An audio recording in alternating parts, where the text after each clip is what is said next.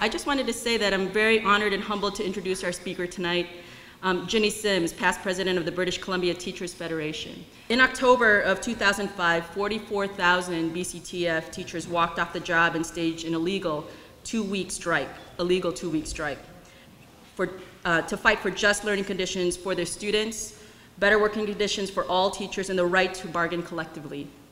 Jinny Sims was at the forefront of that struggle and will share why they did it, how they did it, and what they continue to struggle for today. So please welcome Jinny Sims. Has anybody come out publicly and said we're privatizing public education? No, because it's happening incrementally. When the test results come out, do you get extra resources into your classroom to help the kids who need the extra help? Do you get more learning assistants, more teacher librarians, more ESL, more English specialists, more reading specialists, more music, more artwork?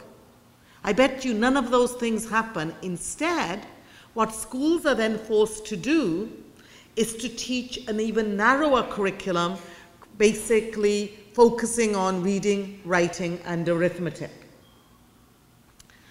So we've got these kind of things happening in Canada as well. And we had standardized tests introduced to grades 4 and 7. And like you, we just kind of knew they were bad, but we thought we had to live with them. We're teachers.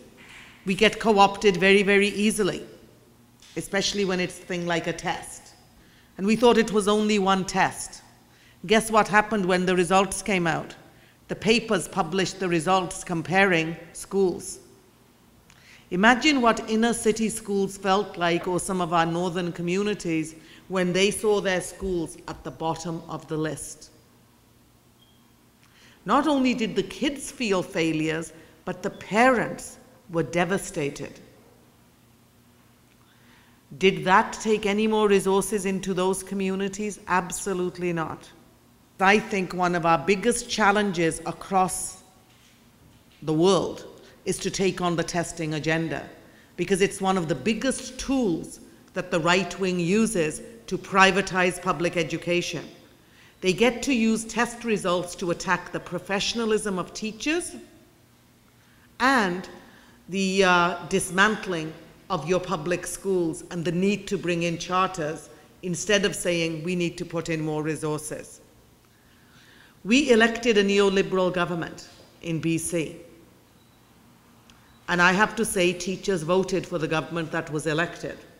The first thing the government did after they were elected was to take away our right to strike. Then they were very clever. They legislated, all the public sector was in negotiations, they legislated everybody a 0-0-0. Legislated everybody back to work. The healthcare sector, they took 15,000 jobs and said they could be privatized, because they said all of the jobs occupied by immigrant women were open to be privatized and the wages more than halved. So we went from jobs that were paying about $18 an hour to jobs that were now going to pay $8 an hour for exactly the same job. And these people who got fired could reapply for the same job, but at $8 an hour. With teachers, what they did was they stripped our collective agreement of students' learning conditions that we had negotiated into our collective agreement around class size, class composition. The government came after our professional licensing body, which was 15 people elected by the teachers, 5 appointed by the government. And they ran our licensing body. They are the ones who gave us our teacher certifications. The government fired them all and put 20 appointees in. And they announced that we would have to recertify or take all these courses every few years. And we just said, no, we're not going to take those courses. But we did something else. We said we won't pay the fee for that college because that's no longer the teacher's college. That college belongs to the government, so the government should pay the fee. The Minister of Education came out and gave us 72 hours to pay up, or teachers would lose their teaching certificate right around the province. We went ahead and we said we were not paying. Now our school boards deducted our fee for the college automatically like a union due. So we actually went to court and said the school boards couldn't pay our fee to the college because we were not giving them the authority to do that anymore. What happened at that case was the government went ballistic. They were all over the media. They were going to just crucify us. We were going to get fired. But government had no right to fire teachers. We could only be fired by our employer. That's the school boards. And we said to the school boards, do you want to get in the middle of this fight? Your best bet is to sit out and watch the fireworks. Leave this between us and the government. And on the whole, the school boards did because they could see no win for them. And they also knew where would they get teachers if they fired 46,000 teachers, because there were 46,000 of us at the time.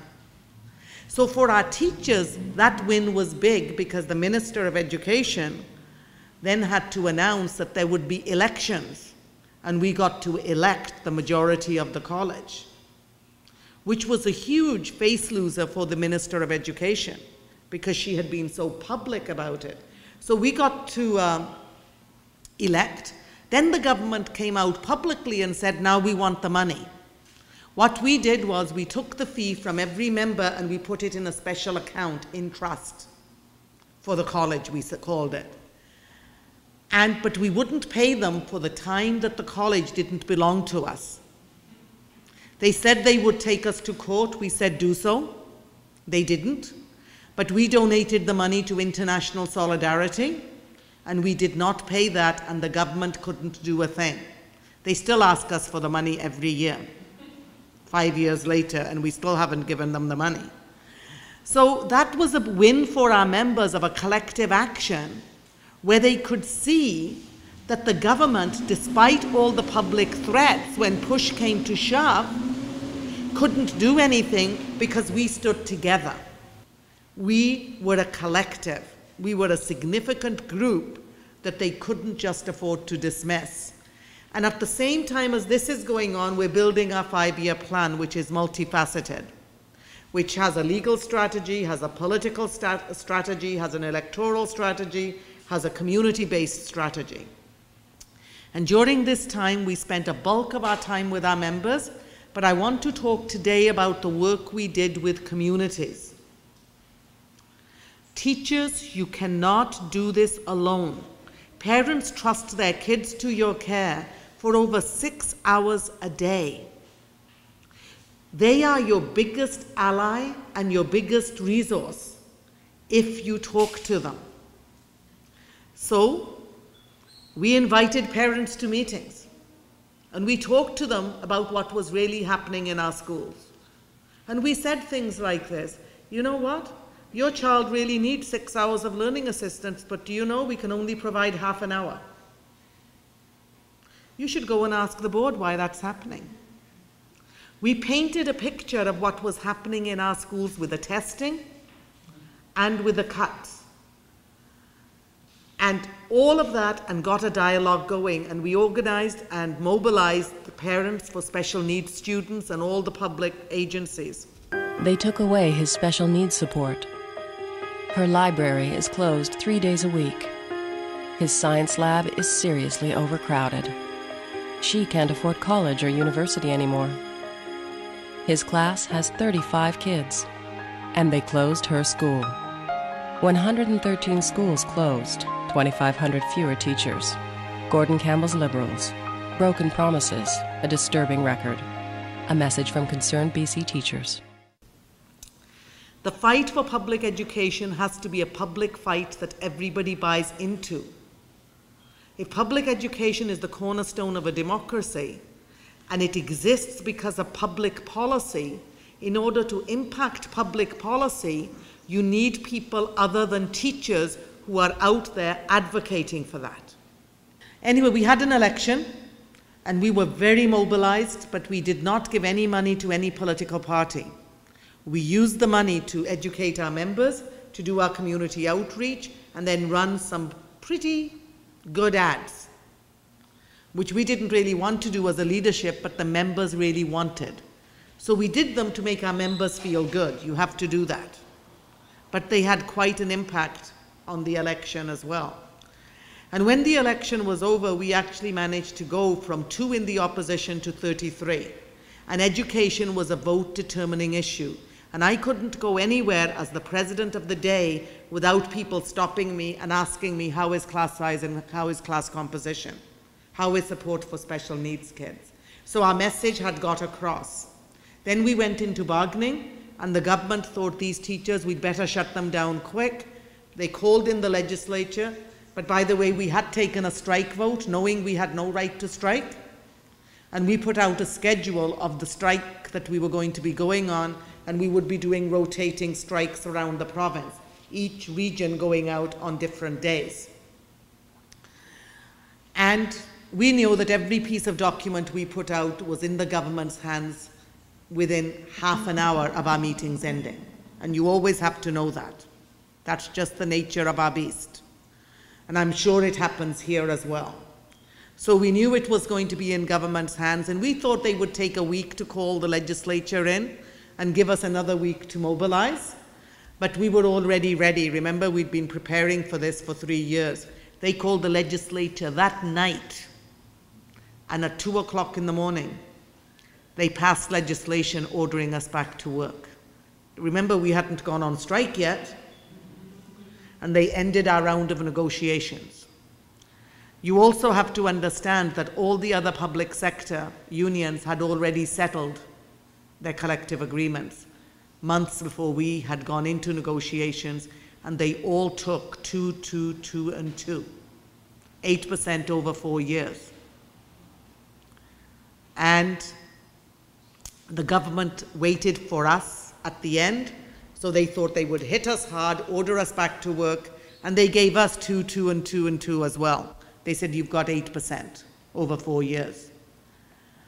At that stage, we called our membership into meetings right around the province. You've got to remember, we've got 44,000 members now. They're not all in a city. They're spread out by plane. It takes longer for me to get from one end of the province to the other end of the province than it did for me to fly from Vancouver to Chicago. But we scheduled meetings all around the province for the next morning. This was Wednesday night when the legislation came in, and we knew when the legislature was called that it was not good news. So we scheduled our meetings for Thursday. Our meetings were held. We told our members that they would get to decide what we did next. Would we go on strike? And if so, when? Our recommendation was Monday. And that there were legal ramifications, because you have to give members all the information. You've got to remember that the government had put out press releases, and they were in the media saying that I personally would be arrested. I could go to jail, I could lose my house, we'd lose the union's resources, including the union building, and we house our pension fund, part of it, and we also house our disability fund. The pension they couldn't have touched, but they could have touched the rest of our resources. They also said they would go after individual members in locals as well as local leadership. So we had to be very honest with our members and let them know that they were at risk, because they had to make a decision knowing the risks, because that's a real decision. We had a lawyer write out all the doom and gloom stuff, and then because I couldn't be everywhere, and we had EC members who went to as many locations as possible, but there's only 11 of us, we did a video clip of the president of the day, which was myself, that got played at all the other meetings through internet. People in some organizations just had to huddle around a computer, others were able to project it onto screens. So mine was, what do we do? These are our two options, the legal and then we allowed every member to vote. And a higher percentage of members voted the second time round than the first time round. And the vote went up. They said, we're not going back, this government is not going to do this to us anymore. We've had enough.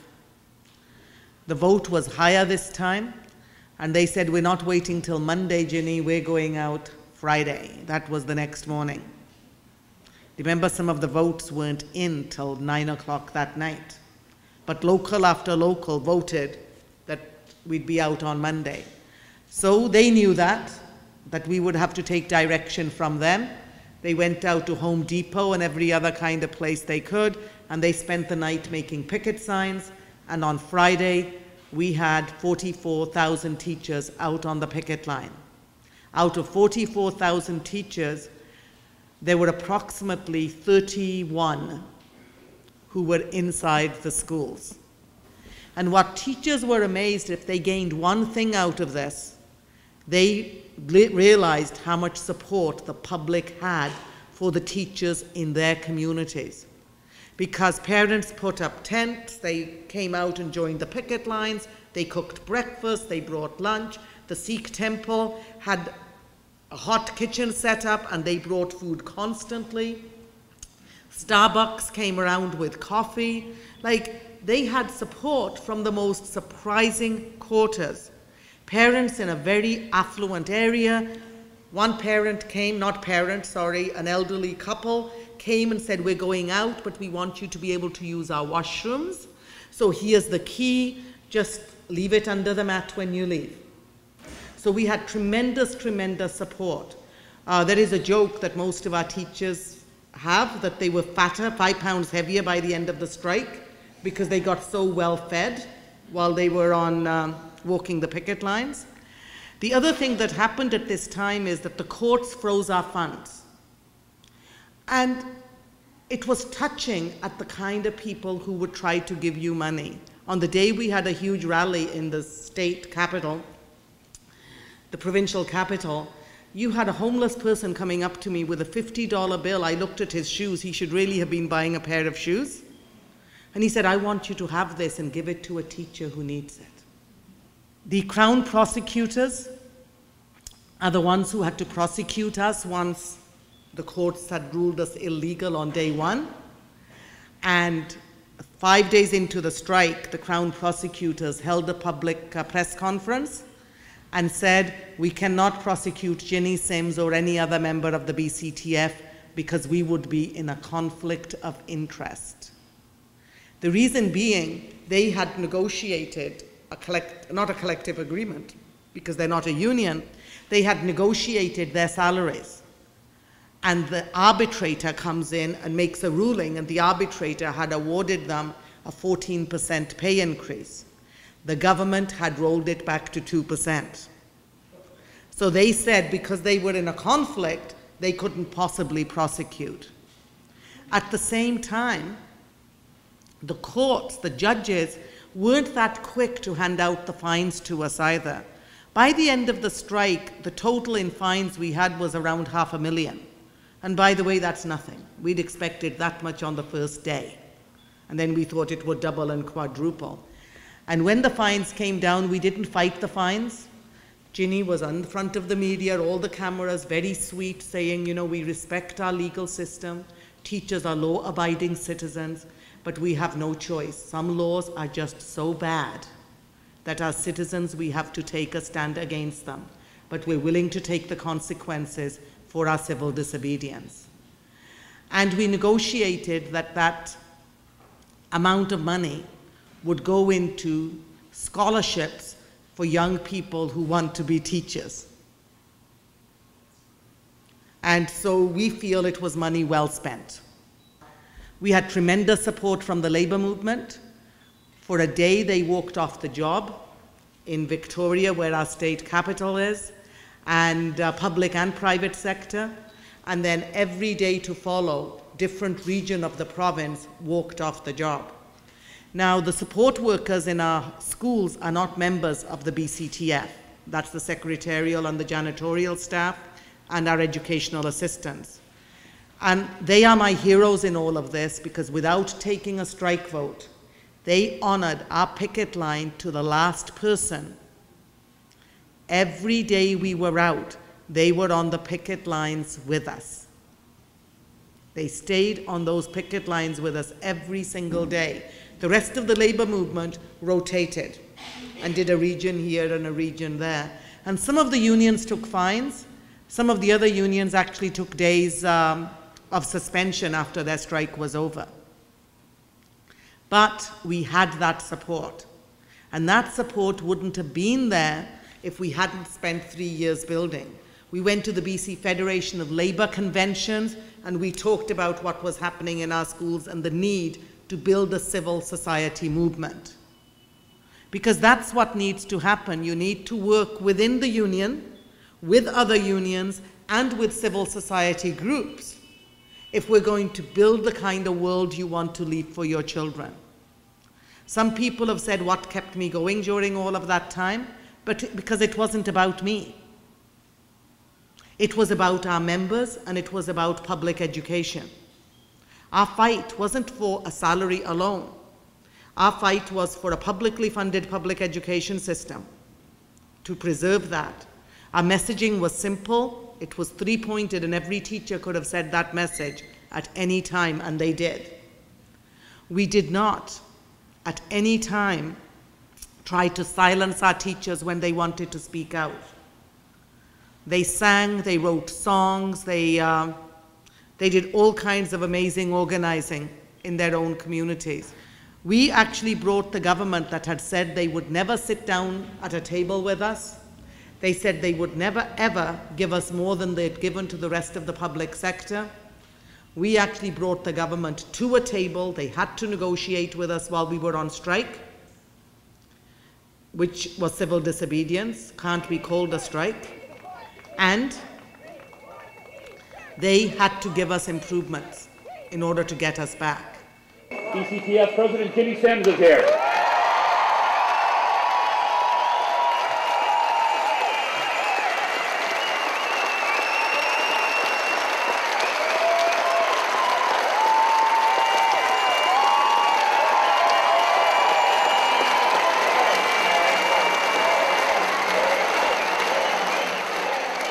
We managed to get improvements for our teachers, for our TOCs, and we got improvements for our students in that process. Was it everything we wanted? No. But there was a strategic time when it was time to go back in. We told our members they would get to vote, so they voted. And they voted, and they voted to return. And we recommended they should vote that way. And so they went back to the classrooms with dignity. They had taken part in civil disobedience, they made improvements for students, they made improvements for themselves, and they stopped the agenda of the Liberal government, even if it was only for a short time. And they sent a message to the government that there was a group of people who was going to stand up. Some people will ask, why did we get support from the other unions? Rank and file. They'd been hurt as well. They were looking for some union to take a lead so that they could follow. Have our struggles stopped? Absolutely not. Right now, we're in the process of organizing for a vote to stop giving out the standardized tests. So I want to take back to where I was at the beginning. As a profession, if we don't take on the standardized tests, we're guilty for the deprofessionalization and the dismantling of our public education system. If as a profession we sit silent while our students are decimated with this horrible testing agenda, then we have no right to call ourselves teachers or professionals. And as teachers, we've got to start speaking up. If I say nothing else, and you take nothing else out of today, speak up about what's happening in your schools and how the testing agenda is harming teaching and learning. What keeps you in teaching are two simple things: the joy of teaching and the joy of learning.